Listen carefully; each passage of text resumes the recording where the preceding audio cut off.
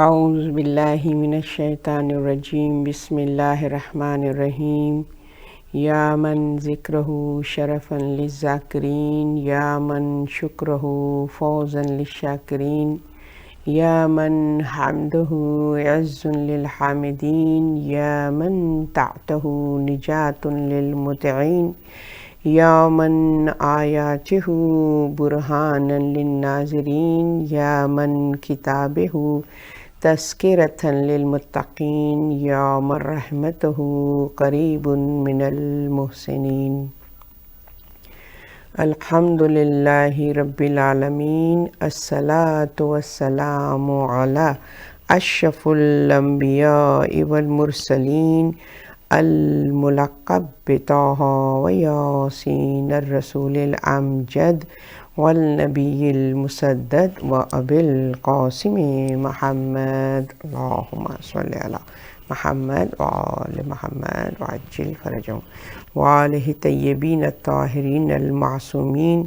الحمد للہ الذی جعلنا من المتمسکین بولایت امیر المومنین علی ابن ابی طالب وائمہ طاہرین۔ انما یرید اللہ لیذہب عنکم الرجس اہل البیت ویطہرکم تطہیرا۔ اللہم صلی علی محمد وآل محمد وعجل فرجہم۔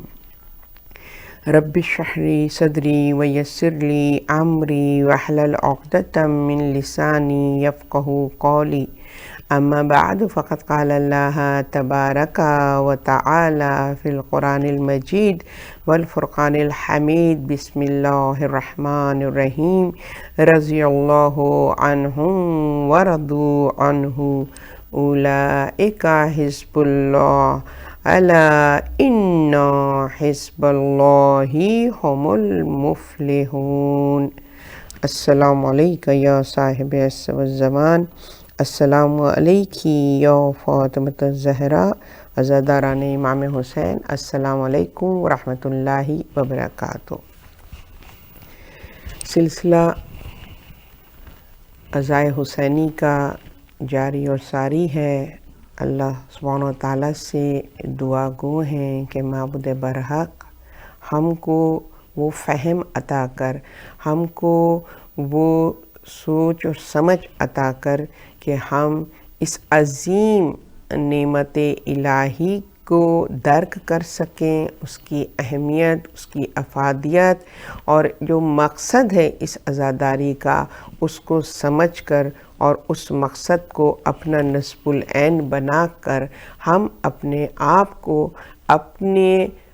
رب العزت کے حضور سرخ رو کر سکیں، ہم اپنے رب کو راضی کر سکیں تاکہ ہماری دنیا بھی سنور جائے اور ہماری آخرت، ہمارا انجام بھی بخیر ہو۔ اسی نیت اور ارادے اور اسی خواہش کو مد نظر رکھتے ہوئے جو ہماری گفتگو کا موضوع ہے وہ رضائے الہی اور نجات آخرت ہے، جو کہ ہماری زندگی کا ایک اہم مقصد ہے، بلکہ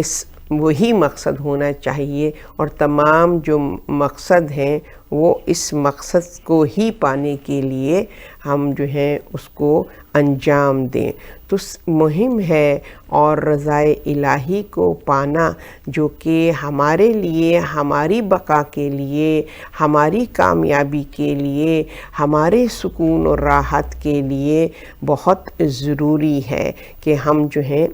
وہ اپنے آپ کو اللہ کی رضا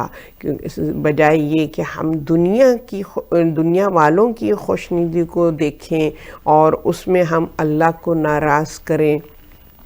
تو بہتر ہے کہ وہ کہ جس کے پاس ایبسولوٹ پاور ہے، جو صاحب قدرت ہے، جس کے دست قدرت میں سب کچھ ہے، اللہ کل شیء قدیر ہے اور اس کی طاقت سے بڑھ کے کوئی طاقت نہیں ہے اور اس کے سائے سے بڑھ کر کوئی سایہ نہیں ہے، اس کی خوشنودی سے بڑھ کے کوئی خوشنودی نہیں ہے، تو ہمیں جو ہے وہ اس کی طرف توجہ دینی چاہیے، اور انشاءاللہ عزیز ہماری کوشش رہے گی، ہماری سعی ہوگی کہ ہم جو ہیں وہ اللہ کی رضا کو سمجھیں اور اس کی معرفت حاصل کریں، اور پھر اس میدان میں کود پڑیں اور ہم اپنے آپ کو اللہ کا مطیع و فرمانبردار بندہ بنا سکیں۔ اور اس کے لیے ظاہر ہے کہ یہ پلیٹ فارم جو عزاداری کی صورت میں ہم کو عطا ہوا ہے، جو کہ بہت ہی ویلیویبل ہے، بہت قیمتی ہے، اس عزاداری کو ہم تک پہنچانے کے لیے جو قربانیاں ہیں، جو ایثار ہیں، جو کاوشیں ہیں، کوششیں ہیں، تو اس سے اندازہ ہوتا ہے کہ یہ کتنا بڑا ٹریجر ہے ہمارے لیے۔ اس کو صرف ایک کسٹم کے طور پہ، ایک رسم و رواج کے طور پر جو ہے اس کو محدود نہیں رکھنا چاہیے، بلکہ اس عزاداری کا جو اصل مقصد ہے اس کو پانے کی سعی اور کوشش کرنی چاہیے، جبھی یہ عزاداری ہمارے لیے نجات دہندہ بن سکتی ہے، ہمارے لیے انجام بخیر کا ذریعہ بن سکتی ہے۔ اور یہ ہماری رسپانسبلٹی ہے کہ اس پلیٹ فارم کی اہمیت کو جانتے ہوئے، اس کے تقدس کو برقرار رکھتے ہوئے، ہم اپنی آئندہ نسلوں میں اس فکر کو، اس عزاداری کے مقصد کو ہم اپنی نسلوں میں منتقل کریں، تاکہ یہ سلسلہ ہمیشہ جاری و ساری رہے۔ کیا خوب کہا ہے شاعر نے کہ شمع سے شمع جلے، یہ عزاداری رہے، ہم ہوں نہ ہوں، یہ عزاداری جو ہے اسی طرح قائم اور دائم رہے، جو سینہ بہ سینہ ہمارے نسلوں میں منتقل ہو رہی ہے۔ یہ ہماری ذمہ داری ہے، مگر ساتھ ساتھ یہ بھی ضروری ہے کہ مقصد عزاداری جو ہے وہ ہمارے لیے زیادہ مہم اور اہم ہونی چاہیے۔ مقصد عزاداری کیا ہے کہ ذکر الہی، یاد الہی، اللہ کی رضا، اس کو پانے کے حصول کے لیے ہمیں اپنی اس زندگی کو صرف کرنا ہے اور اپنے اصل مقصد سے غافل نہیں ہونا ہے۔ تو اس کے لیے اللہ پھر فرما بھی رہا ہے کہ اس میں کسی قسم کے شک و شبے کی کوئی گنجائش نہیں ہے۔ آگاہ ہو جاؤ، اللہ الرٹ کر رہا ہے، آگاہ ہو جاؤ، ان حزب اللہ ہم المفلحون، کہ جو اللہ کے نمائندے ہیں، اللہ کے جو گروہ ہے، اللہ کا جو لشکر ہے، یعنی کون؟ کہ جو اللہ کی طرف متوجہ ہو کر اس کی مرضی، اس کی رضا کے مطابق زندگی کو بسر کر رہے ہوں، ہم المفلحون، اللہ فرما رہا ہے بس انہی کو نجات ہے، ان کی ہی آخرت بخیر ہے۔ تو ہم نے کیا کرنا ہے؟ ہم نے اس گروہ میں شامل ہونا ہے، ہمیں اس گروپ کا حصہ بننا ہے، ہمیں اللہ کے لشکر کو جوائن کرنا ہے، اور اس کے لشکر کو جوائن کرنے کے لیے جو کنڈیشنز ہیں، جو کہنا چاہیے خصوصیات ہیں، وہ ہمیں اپنے اندر پیدا کرنی ہوں گی۔ تو سب سے پہلے اس کے لشکر کو جوائن کرنے کے لیے جو اہم مرحلہ اور اہم بات ہے وہ کیا ہے؟ وہ یہ ہے کہ جب ہم سبمیشن، کہ ہم نے اس کا لشکر، اس کی آرمی جوائن کی ہے، لہٰذا ہمارے اندر سبمیشن ہو کہ ہم نے اپنے آپ کو سبمٹ کر دیا، اپنے پورے وجود کو اپنے رب کے سپرد کر دیا، یعنی اپنا تمام اختیار ہم نے اپنے رب، اپنے خالق کے حوالے کر دیا۔ اب جیسا وہ چاہے گا ویسے انداز کی زندگی ہم گزاریں گے، جیسا وہ چاہے گا، جو وہ ہمیں، یہ جو حواس خمسہ ہمیں اس نے عطا کیے ہیں، کہ جو ہماری اس دنیاوی زندگی اور اخروی زندگی کے لیے معاون و مددگار ہیں، یہ سورس ہے، سورس آف نالج ہے، یہ وہ سورس ہے کہ جو ہمارے مقصد تک ہم کو پہنچاتی ہے۔ تو یہ تمام سورسز کا ہم نے جب اختیار اپنے رب کو دے دیا ہے، تو اب ہماری مرضی نہیں ہے کہ ہمارا جو دل چاہے ہم دیکھیں، اب ہماری مرضی نہیں ہے ہمارا جو دل چاہے ہم بولیں، اب ہماری مرضی نہیں ہے ہمارا جو دل چاہے ہم سنیں۔ یہاں پر ہم نے اپنے آپ کو، اپنے پورے وجود کو اپنے رب کے سپرد کر دیا ہے۔ اب ہماری آنکھوں پر اس کا اذن ہے، اب ہماری زبان پر اس کا اذن ہے، ہمارے کانوں پر اس کا اذن ہے۔ اب وہ کہے گا جو ہمیں وہی دیکھنا ہے، اب جو کہے گا جو بولو ہمیں وہی بولنا ہے، اب جو وہ کہے گا کہ سنو تو ہم نے وہی سننا ہے۔ تو یہاں پر جب ہم اپنے آپ کو چاہتے ہیں کہ اللہ کے لشکر میں شامل ہو جائیں، کیونکہ وہیں پر نجات ہے، اس کے علاوہ کوئی طاقت نہیں ہے کہ جو ہمیں نجات دے، کوئی طاقت نہیں ہے جو دنیا میں ہمیں مطمئن کر سکے اور پیسفلی ہم اس دنیا میں زندگی بسر کر سکیں۔ یہ اختیار میرے رب کے پاس ہے، وہ ہمارا محافظ ہے، وہ ہمارا پروٹیکٹر ہے، وہ ہماری حفاظت کرتا ہے۔ تو اس کے لیے ہم نے اپنے آپ کو جب اپنے رب کے سپرد کر دیا، اب ہمارے نقصان اور فائدے کی ذمہ داری ہمارے رب پر ہے۔ جب اس نے اپنی محافظت میں لے لیا تو پھر خسارہ نہیں ہے۔ سورہ عصر میں اللہ فرما رہا ہے وَالْعَصْرِ إِنَّ الْإِنسَانَ لَفِي خُسْرٍ، پوری انسانیت خسارے میں ہے، إِلَّا الَّذِينَ آمَنُوا وَعَمِلُوا الصَّالِحَاتِ، except those who are believers، جو اللہ سبحانہ و تعالیٰ پر ایمان رکھتے ہیں۔ یعنی کیا؟ اپنے آپ کو اس کے سپرد کر دے۔ ایمان کیا ہے؟ اسلام کیا ہے؟ تسلیم و رضا ہے، راضی بر رضا ہونا جو ہے ایمان ہے کہ نہیں؟ ایمان کیا ہے؟ اللہ سے راضی ہونا اور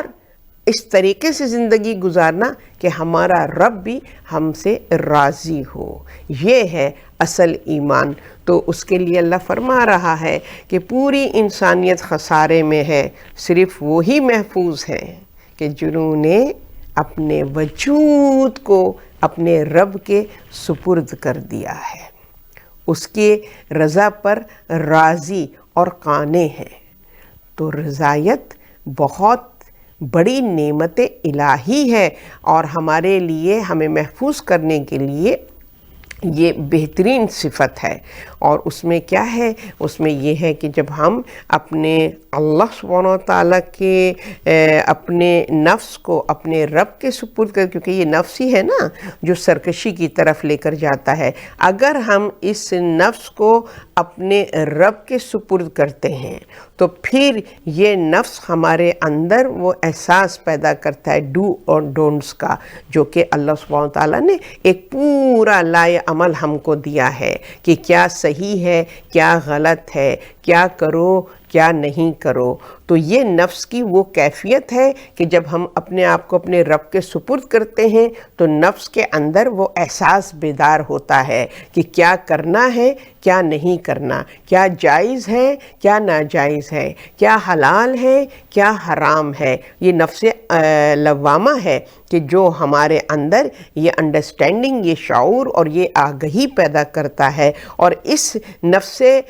لوامہ کی جب کیفیت میں ہم آتے ہیں تو پھر ہماری عقل جو ہے وہ الرٹ ہوتی ہے اور عقل اس کے ساتھ دیتی ہے، اور ہم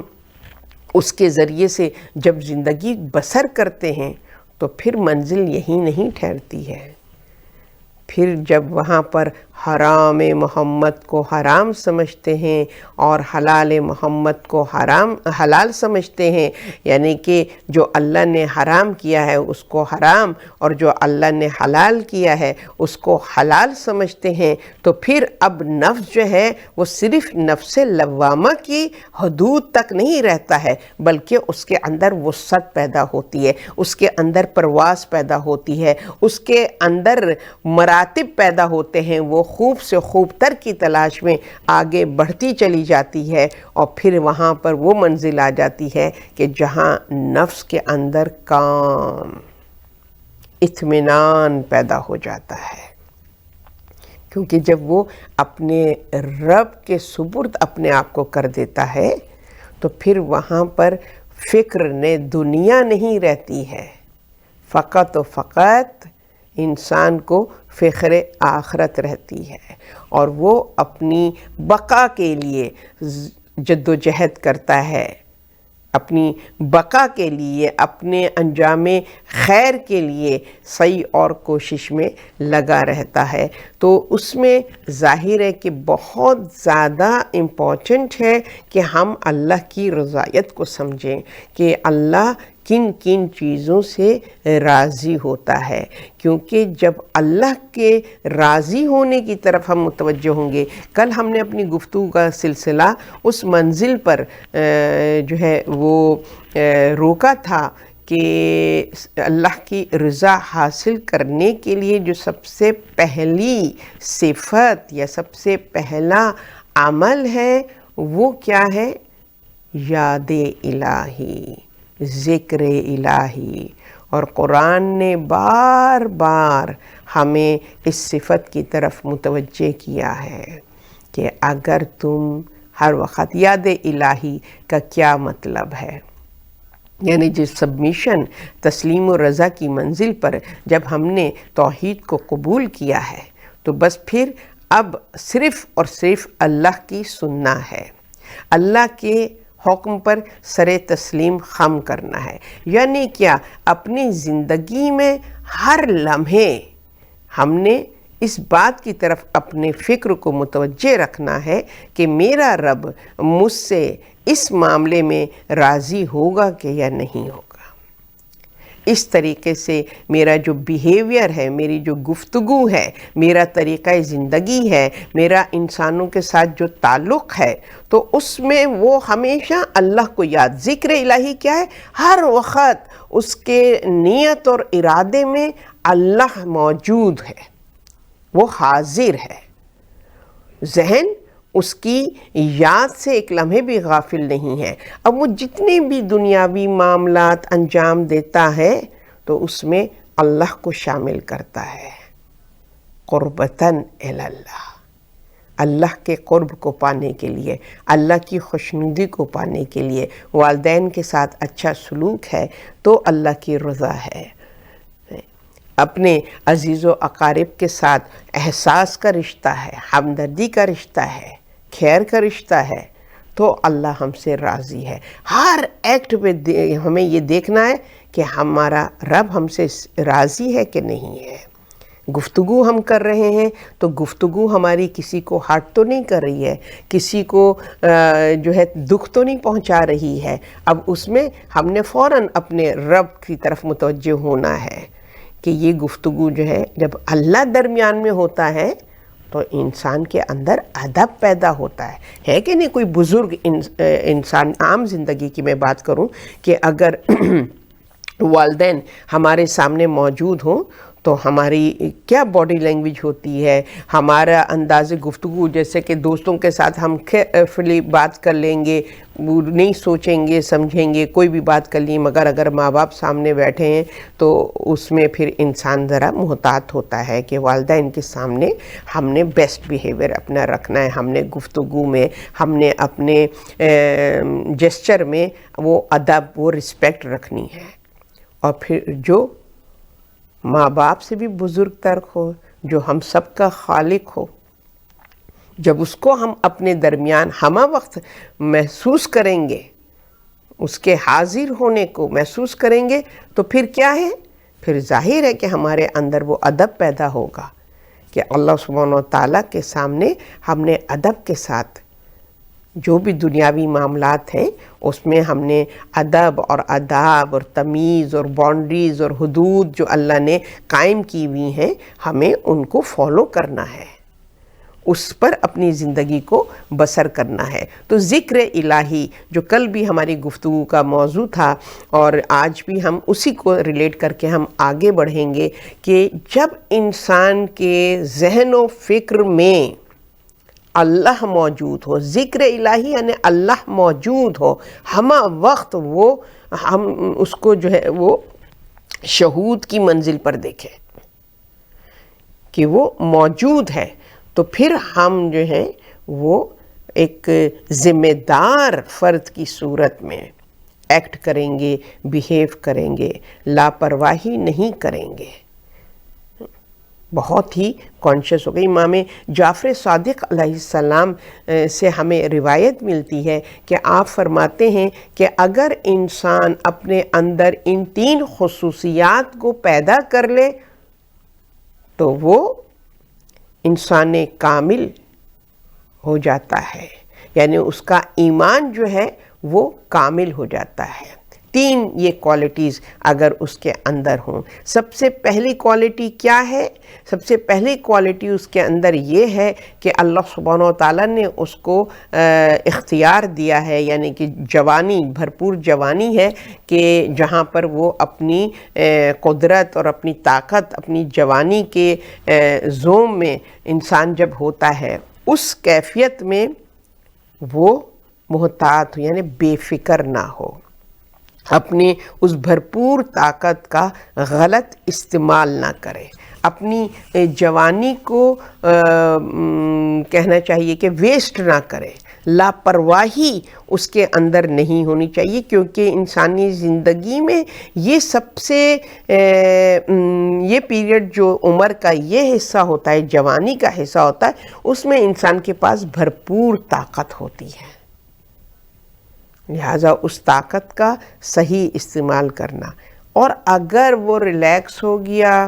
اور اس جوانی میں جہاں اس کے پاس بھرپور طاقت ہے اور اس طاقت کا اس نے صحیح طریقے سے استعمال نہیں کیا اور وہ ریلیکس ہو گیا، جو کانسیپٹ ہے 4 دن کی زندگی، کھاؤ پیو عیش کرو، تو کہا جب وہاں پر وہ مطمئن ہوا تو بس سمجھ لو کہ اس نے اپنے آپ کو برباد کر دیا، وہ خسارے میں چلا گیا۔ پھر اللہ کی آفتیں جو ہیں اس کے اوپر جو ہے پے در پے نازل ہونا شروع ہو جاتی ہیں، اور یہ آفتیں اس لیے نازل ہوتی ہیں کیونکہ اس نے اس جوانی کو غفلت میں گزار رہا ہے، تو اللہ مصیبت دے کے، پریشانی دے کے اس کو اس سستی سے یا اس غفلت سے، اس اطمینان سے کہ بس دنیا جو ہے وہ عیاشی کا گڑھ ہے اور ہم نے اپنی جوانی کو مستی میں گزارنا ہے، اس غفلت سے اللہ بیدار کرتا ہے۔ اللہ رحمان و رحیم ہے، اللہ انسانوں کے لیے کمفرٹ کو پسند کرتا ہے، ان کے لیے آسائشوں کا اللہ نے نعمتیں ہمیں پہ بھیجی ہیں، آسائشیں ہیں یہ ہمارے لیے۔ اللہ آسائشیں ہمیں جو ہے دنیا میں جو نعمتوں سے بھری ہوئی دنیا ہم کو اس نے دی ہے ہمارے کمفرٹیبل لائف کو گزارنے کے لیے، تو اللہ تو رحمان و رحیم ہے۔ وہ مصیبتیں ہم پر، پریشانیاں، وہ امتحانات کیوں آتے ہیں؟ تاکہ ہم اپنے آپ کو غفلت سے بیدار کر سکیں، ہم اپنے آپ کو جو ایک کیفیت ہے اطمینان کی کہ بس اسی دنیا میں، بس یہی دنیا ہے، وہ پریشانیاں اور مصیبتیں جو ہیں وہ ہم کو، تو پہلی چیز جو ہے کہ اگر بھرپور جوانی کی عمر میں انسان کے اندر وہ بے فکری اور نہ ہو اور وہ اطمینان اس طریقے سے نہ ہو کہ اس کو زمانے کی فکر نہیں ہے، کہا کہ جوانی میں جو انسان کے اندر شعور اور آگہی ہوتی ہے، وہ اپنی جوانی کی طاقت کو کنسٹرکٹیو وے میں، پازیٹیو وے میں وہ اس کو استعمال کرتا ہے، تو یہ صفت اگر انسان کے اندر آ جائے تو سب کچھ وہ جوانی ہی میں اکٹھا کر لیتا ہے، اپنی عاقبت بخیر کا سارا سامان وہ جوانی میں، کیونکہ بھرپور طاقت اس کے پاس ہے اور وہ سب کچھ ملٹی ٹاسکنگ، وہ سب کچھ کر سکتا ہے۔ ضعیفی میں تو ایک ایک عبادت، ایک ایک عمل بھی کرنا جو ہے وہ انسان کے لیے ذرا دشوار گزار ہو جاتا ہے، مگر جوانی میں انسان بہت پاور رکھتا ہے۔ اس عمر میں اگر جوان مطمئن اور ریلیکسڈ ہے، اور اگر اس عمر میں جوان جو ہے وہ الرٹ ہے، بیدار ہے، یہ اس کی وہ خصوصیت ہے جو اس کو ایمان کی تکمیل میں، ایمان کے کامل ہونے میں معاون و مددگار ہے۔ دوسری چیز کہ جس کی طرف امام نے اشارہ فرمایا ہے وہ کیا ہے؟ وہ یہ ہے کہ جب تمہارے احساسات اور جذبات کا جو کنٹرول ہے وہ تمہارے اندر ہے تو بس پھر یہ تمہارے ایمان کے کمال کی طرف تم کو لے کر جائے گی۔ اگر احساس اور جذبات میں غصہ ہے اور غصہ کیا ہے؟ غصے کی حالت میں انسان کی عقل معاف ہو جاتی ہے، اور اگر عقل معاف ہو گئی تو پھر وہ تفریق ہی ختم ہے کہ یہ انسان ہے کہ نہیں؟ چاہے حیوانوں میں اور ہم میں کس چیز کا فرق ہے؟ کیا تفریق ہے؟ کیا ڈفرینس ہے؟ یہی ہے کہ ان کے پاس جو ہے وہ ہوا اور حوث ہے اور وہ جانور ہیں، اور انسان کو اللہ نے ہوا اور حوث کے ساتھ عقل دی ہے، اور جو عقل اس کو اس ہوا اور حوث کے کنٹرول کا طریقہ اور قرینہ سکھاتی ہے۔ تو فرمایا کہ انسان جو ہے اس کے اندر وہ اپنی عقل کو ضائع نہ کرے، عقل اور شعور سے غافل نہ ہو، یعنی کہ ایسے جذبات اور احساسات کہ جس میں غصہ، جیسے کہ غصہ کیا ہے؟ عقل کو معاف کر دیتا ہے۔ تو جس انسان کا غصہ اس حالت میں ہو کہ عقل معاف ہو جائے، عقل کمزور ہو جائے، تو پھر انسان جو ہے وہ اپنے آپ کو بربادی کی طرف لے کر جاتا ہے، کمال کی طرف نہیں۔ عقل ہے کہ جو انسان کے ایمان کو کامل کرنے میں معاون و مددگار ہوتی ہے۔ تیسری خصوصیت کیا ہے؟ تیسری خصوصیت یہ ہے کہ جب اس کو کوئی اقتدار ملتا ہے، کوئی پوزیشن ملتی ہے، چاہے حکومت کے حوالے سے ہو، چاہے گھریلو جو ہمارے خانوادے میں جو رشتوں کا جو ایک تقدس ہے، اور ایک جیسے والدین کے پاس جو اختیار ہے وہ ولی ہیں، اور یہ جو اس طرح سے اختیارات اللہ سبحانہ و تعالی ہمیں ہماری اس زندگی میں عطا کرتا ہے، اس اختیار کا جائز استعمال ایمان کامل کی طرف ہم کو لے کر جاتا ہے۔ اپنی طاقت کا غلط استعمال ہمیں برباد کر دیتا ہے، ہمارے ایمان کو ضائع کر دیتا ہے۔ کہ جہاں پر آپ کے پاس اختیار ہو اور لوگ آپ کے ماتحت ہوں، تو اس میں آپ اپنے اختیار کا غلط استعمال کریں تو پھر آپ جو ہیں وہ اپنے ایمان کو کھو دیتے ہیں، اپنے ایمان کو کمزور کر دیتے ہیں۔ تو یہاں پر انسان اگر چاہتا ہے کہ اللہ سبحانہ و تعالیٰ جو ہے اس کو راضی کر سکے اور اس کا انجام بخیر ہو، تو پھر اس کا طریقہ زندگی کیسا ہونا چاہیے؟ اس کا طریقہ زندگی ایسا ہو کہ راضی برضا۔ تو ہم دیکھیں تو ہم کو تاریخ میں، تاریخ انسانیت میں وہ اشخاص، وہ شخصیات نظر آتی ہیں جو بہترین رول ماڈل ہیں کہ اللہ کی رضا کو کیسے پایا جائے، اور اس میں ہماری شہزادی کونین جناب فاطمہ دختر رسول کہ جن کو کا لقب جو ہے وہ راضیہ مرضیہ، اللہ سے بھی مطمئن، اللہ سے بھی راضی اور خوش اور رضامند، اور اللہ ان سے راضی، خوش اور رضامند۔ اور سورہ فجر میں اللہ فرماتا ہے نا، تعریف کرتا ہے نا، یا ایھا النفس المطمئنہ ارجعی الی ربک راضیۃ مرضیہ۔ یہ ہے وہ اسٹیٹس، یہ ہے وہ پوزیشن، یہ وہ مقام ہے کہ ہم جب اپنے رب کے حضور جائیں تو ہمارے اندر یہ دونوں خصوصیت ہوں، راضیہ بھی ہوں اور مرضیہ بھی ہوں، اللہ سے راضی اور رب ہم سے راضی ہے۔ اور انسان جو ہے اللہ ہم سے بہت جلدی راضی ہو جاتا ہے. اللہ چھوٹے چھوٹے جسچر سے ٹائنی لٹل تھنگ کہ جو کوئی اور نوٹس نہ کرے، ہمارا رب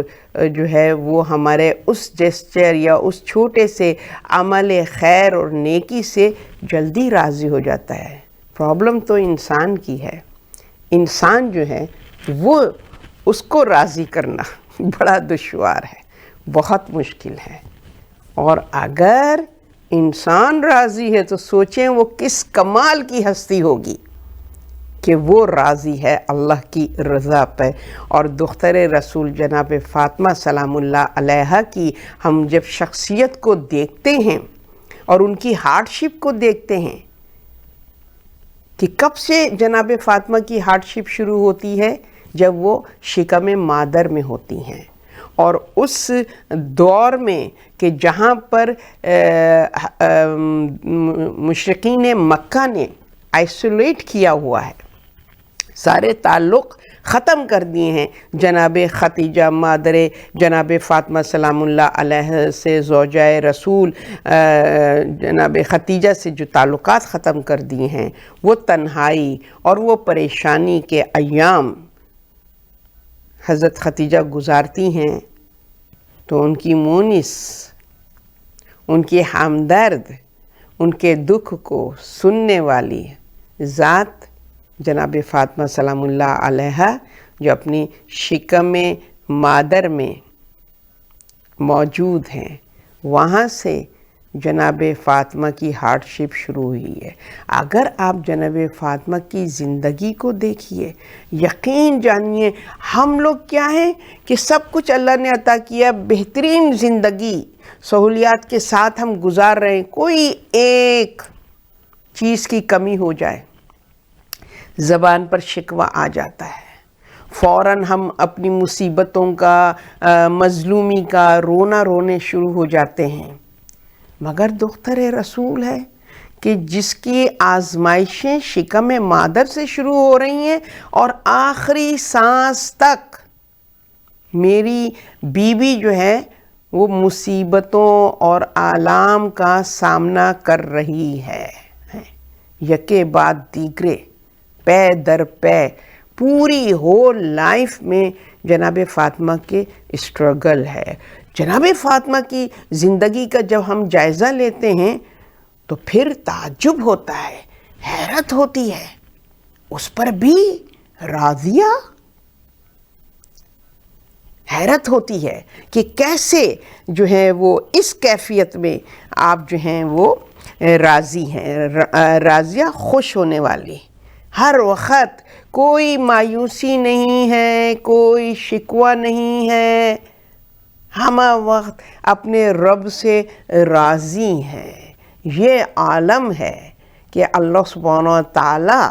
ان سے اس طریقے سے خوش ہے کہ ان کے مرتبے اور مقام، کیونکہ جب اللہ راضی ہوتا ہے کسی انسان کی اپنی سعی اور کوشش پر کہ وہ راضی ہے، اللہ سے راضی بالرضا ہے، تو اللہ جب اس سے راضی ہوتا ہے تو اس کی تکریم، اس کے مراتب میں اضافہ ہو جاتا ہے. اور جناب فاطمہ کی رضایت اور ان کا راضی ہونا اپنے رب سے ہر دشواری میں ان کے مرتبے اور مقام کو اللہ نے اتنا بلند کیا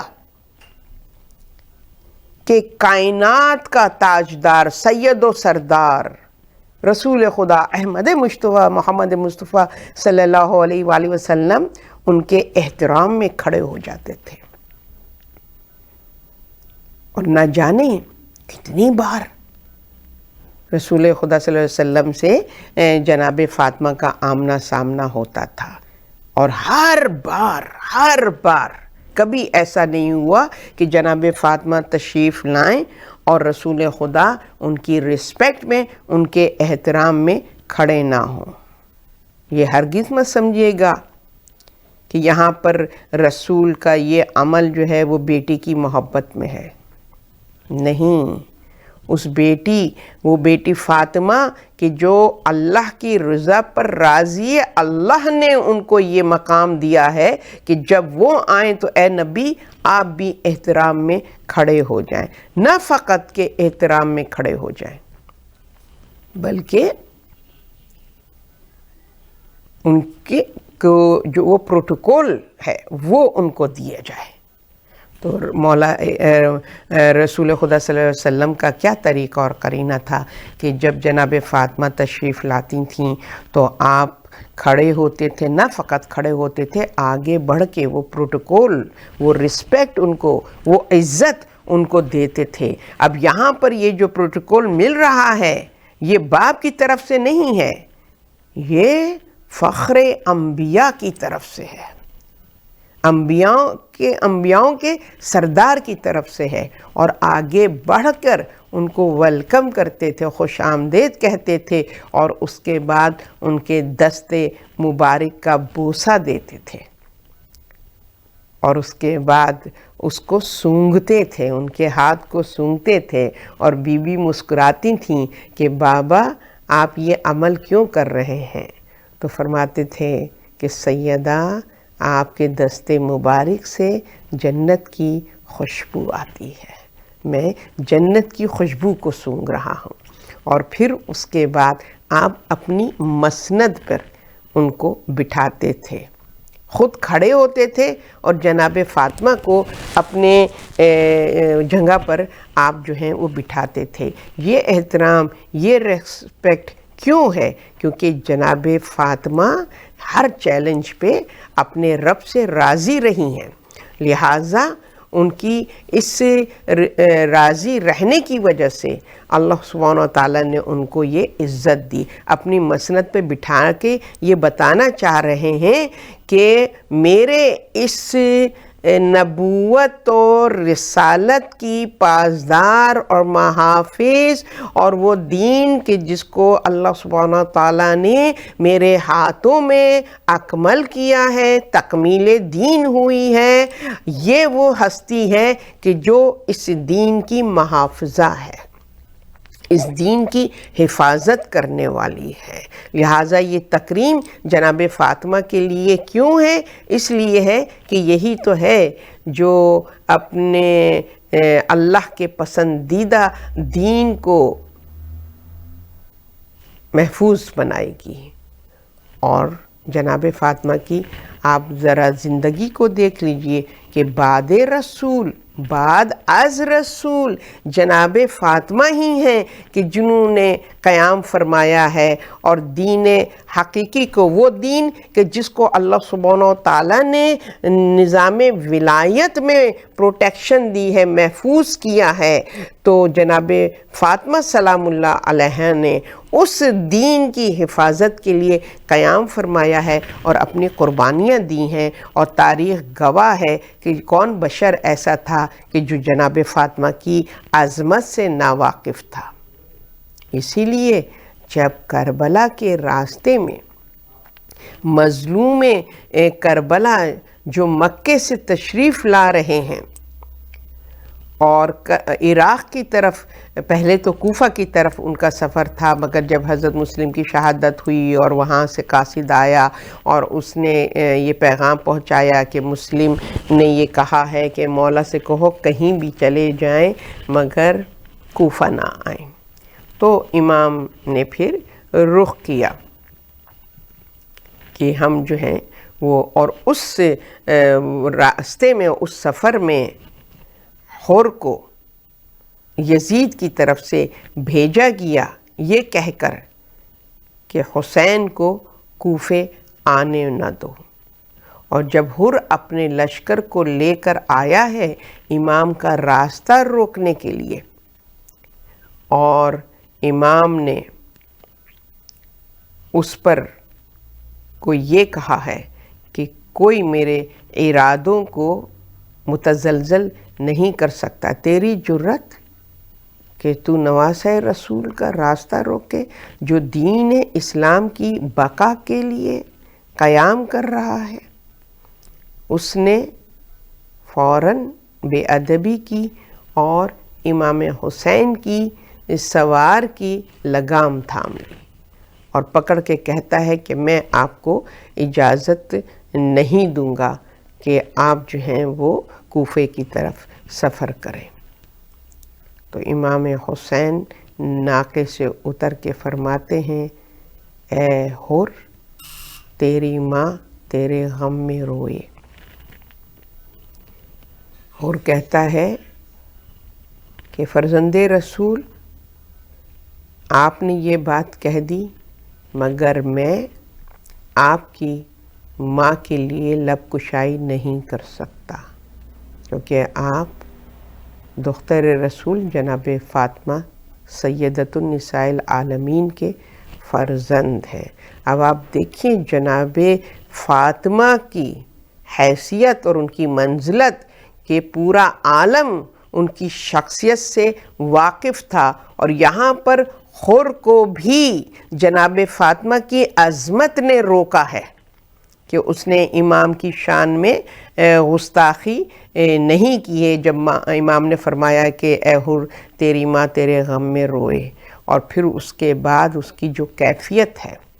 وہ بار بار کہتا ہے کہ مولا میں مجبور ہوں، میں اپنی ڈیوٹی دے رہا ہوں، میں سپہ سالار ہوں لشکر یزیدی کا، میں اپنی ڈیوٹی دے رہا ہوں۔ اور پھر تاریخ کہتی ہے کہ امام حسین کا جو حر کے ساتھ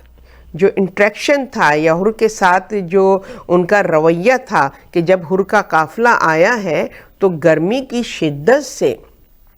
پیاس کی اتنی شدت تھی کہ اس کے لشکر کے لوگ جو ہیں وہ پیاس سے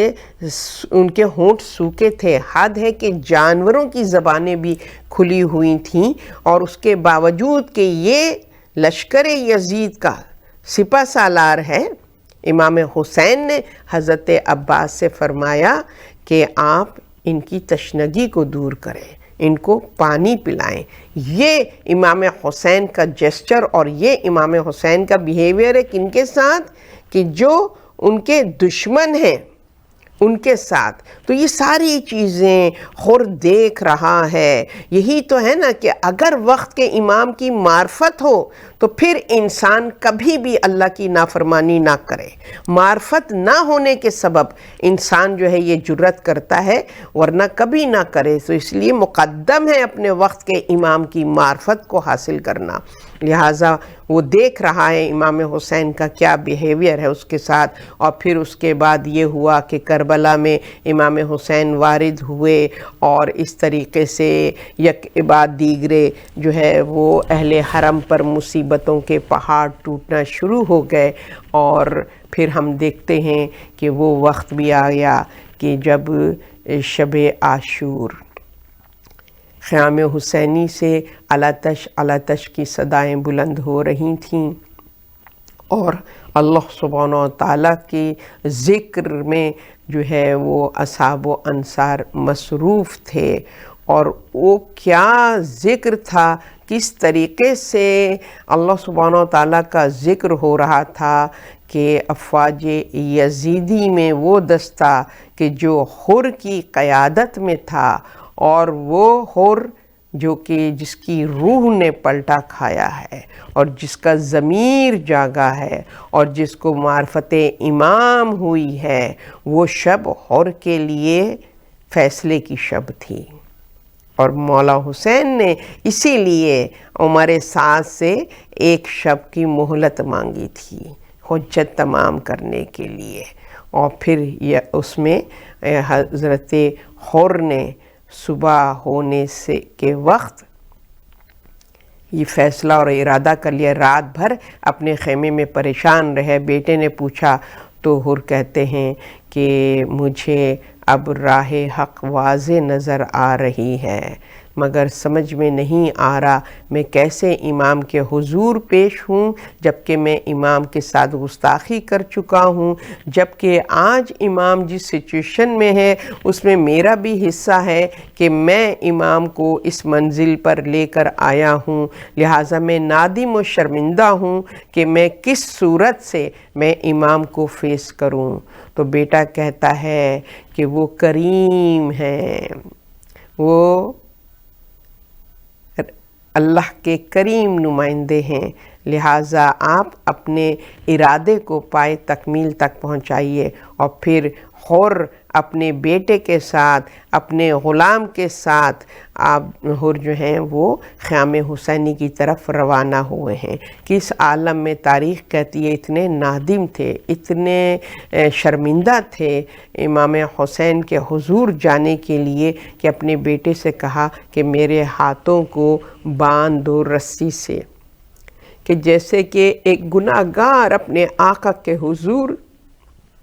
پیش ہو رہا ہے، اور ادھر حر جو ہیں وہ افواج یزیدی کے خیام سے نکلے ہیں، اور ان کے نکلنے سے پہلے امام حسین نے مولا عباس اور علی اکبر سے کہا کہ میرا خاص مہمان آنے والا ہے، جاؤ اس کا استقبال کرو۔ مولا حسین کس طریقے سے